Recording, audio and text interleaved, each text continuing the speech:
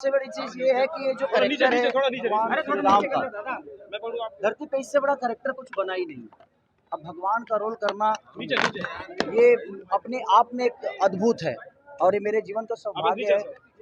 बॉबी भैया की वजह से आज हम लोग इस राम जन्म की भूमि पे हैं और ये हमारा सौभाग्य है। मैं इससे पहले भी एक सिनेमा करके गया हूँ यहाँ पे और बड़ा कमाल का सिनेमा बना है वो, रंग दे बसंती देशभक्ति सिनेमा है। हमने हनुमानगढ़ी में हनुमान जी का गाना किया था, राम जी की जय, हनुमान जी की जय।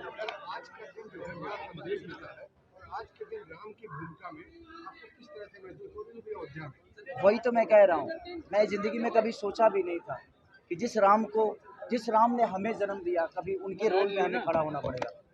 और ये मेरे जीवन का सबसे बड़ा रोल है इस राम के रूप में, क्योंकि मुझे लगता है कि इससे बड़ा कैरेक्टर कुछ हो ही नहीं सकता।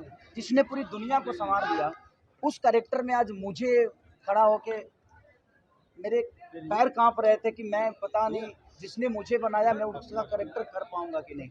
बट एज ए एक्टर मुझे लगता है कि मेरे जीवन की सबसे बड़ा रोल है ये, और इससे बड़ा रोल मैं नहीं कर सकता। एक आखिरी सवाल है, जिस तरह से आप एक राम पे फिल्म बना रहे हैं, ये क्या संदेश देगी और क्या करें इसको बनाने के लिए आपके दिमाग में थॉट्स हैं? देखिए, जीवन में राम के विचारधारा पर अगर हर इंसान चल देना तो मुझे लगता है कि वो माँ का सम्मान उतना ही होगा कि एक शब्द 14 बरस का वनवास काट दिया। सिर्फ माँ की इच्छा पूरा करने के लिए कोई बेटा इतना करता है क्या? हर उस मर्यादा, मुझे लगता है कि उनसे बड़ा मर्यादा इस धरती पे किसी ने नहीं है, और जिसने मर्यादा में अपने जीवन को चलाया है वो हमेशा खुशों में उत्तम है। पहली बार रामलीला में सीता जी के साथ आपने रावण का दहन किया, क्या कहेंगे?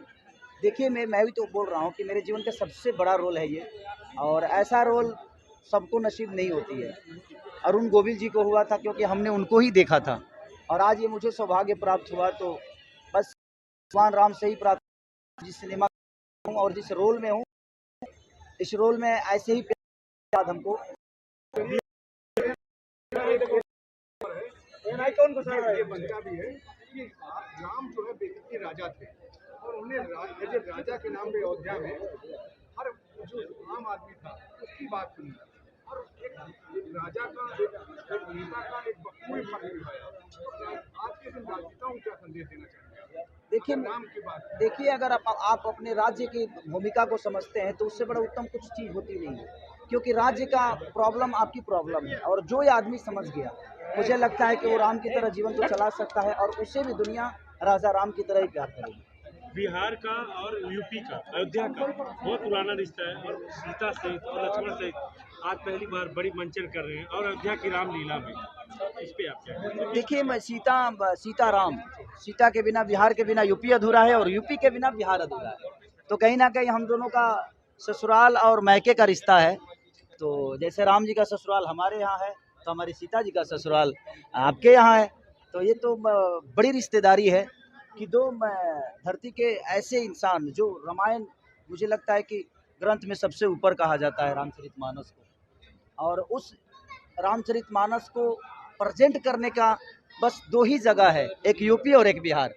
एक बात हम कह रहे हैं कि बिहार से शुरू हुई आज जो सनातन धर्म है, आप रामलीला का मंचन कर रहे हैं, बिहार से शुरू हुई सनातन धर्म पे, रामलीला पे तमाम टिप्पणी हुई, तो आज के जो नेता हैं जो इस पर टिप्पणी कर रहे हैं, उन नेताओं को क्या कहेंगे आप? देखिए, धर्म के नाम पे तो राजनीति करना ही नहीं चाहिए, मुझे ऐसा लगता है, क्योंकि धर्म हर आदमी के लिए है, और मुझे लगता है कि धर्म अपनी जगह पे है, विकास अपनी जगह पे है, चुनाव अपनी जगह पे है, और नेता का वर्चस्व अपनी जगह पे है। तो मुझे लगता है कि आप अपने फायदे के लिए कभी धर्म का इस्तेमाल ना करें तो ज़्यादा बेटर है। ठीक है।